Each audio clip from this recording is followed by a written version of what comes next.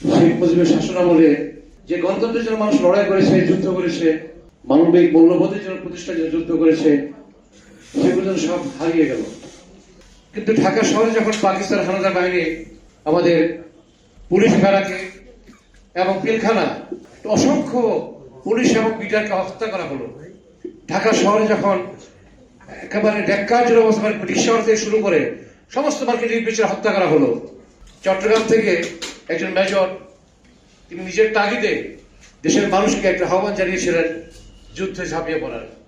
সেই আহ্বানটা কিন্তু পরবর্তী পর্যায়ে মানুষ আশ্বস্ত হয়েছিল এবং এই দেশের মুক্তিযোদ্ধা যারা বেশিরভাগ মুক্তিযোদ্ধা গ্রাম থেকে চলে এসেছে, গ্রামের সেই ছেলেরা, তরুণরা, যুবকরা যেভাবে যুদ্ধে ঝাঁপিয়ে পড়েছিল সেই সময় এই ঘটনাগুলো যারা প্রত্যক্ষ করেছেন তারা বলতে পারবেন এই মুক্তিযোদ্ধারা কোনো বেনিফিট পায় নাই।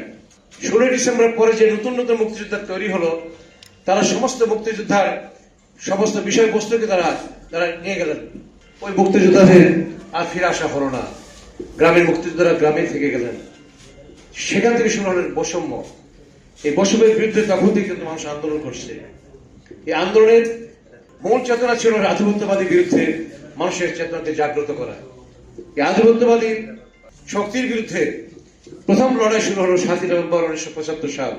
জিয়াউর রহমানকে বন্দিদশা থেকে মুক্ত করে এনে তাকে রাষ্ট্রীয় ক্ষমতা অধিষ্ঠিত করা হলো। জিয়াউর রহমান এসে এই আওয়ামী লীগকে, তখন বাকশাল ছিল আওয়ামী লীগ, বাকশাল পরিবর্তে আওয়ামী লীগ করার পারমিশন দিলেন এবং এই জামাত ইসলাম বলেন, অন্যান্য মুসলিম রাজনৈতিক দলগুলো বলেন, তাদেরকে রাজনীতি করার সুযোগ সৃষ্টি করে দিলেন। এই দিলেন কি জন্য?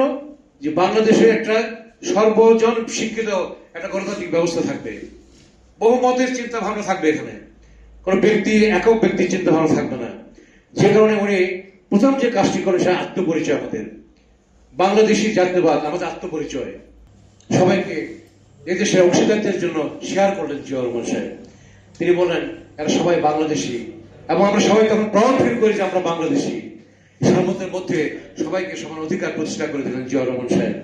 এখন আপনারা দেখতে পাচ্ছেন 16-17 বছরের নিষ্পেষণ নির্যাতনের পর জিয়া পরিবারের প্রতি মানুষের ভালোবাসা।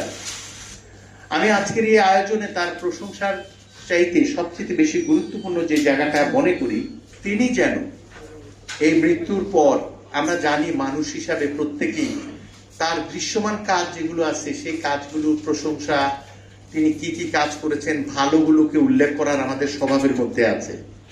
কিন্তু আমি নিজেই তো আমার অজানা অন্যায়গুলো, দোষগুলো, আমার পাপগুলো সম্পর্কে সম্পূর্ণ সচেতন নই। ফলে মানুষ হিসাবে তার যদি কোনো সীমাবদ্ধতা থাকে, আজকের আয়োজনে যদি স্রষ্টার কাছে কোনো মানুষের হাত অত্যন্ত গ্রহণযোগ্য থাকে, তার দোয়ায় তিনি যেন বেহেশত নসিব হয় তার, এই দোয়াটা তার জন্য আজকের আয়োজনে সবচেয়ে বেশি জরুরি। আমরা একদিন চলে যেতেই হবে। এই চলে যাওয়ার পর আমাদের এই ইতিহাস যা আছে সেই তালিকা রাখবার জন্য স্রষ্টার পক্ষ থেকে ব্যবস্থা আছে, কিন্তু যে ভুল ত্রুটিগুলো আছে তা ক্ষমা করবার জন্য যে মানুষগুলোকে রেখে যায়, যে সন্তানদের রেখে যায়, যে সমর্থকদের রেখে যায়, তাদের সদিচ্ছা এবং ইতিবাচক মন্তব্য এবং দোয়াই কিন্তু সবচাইতে বেশি কাজ করে।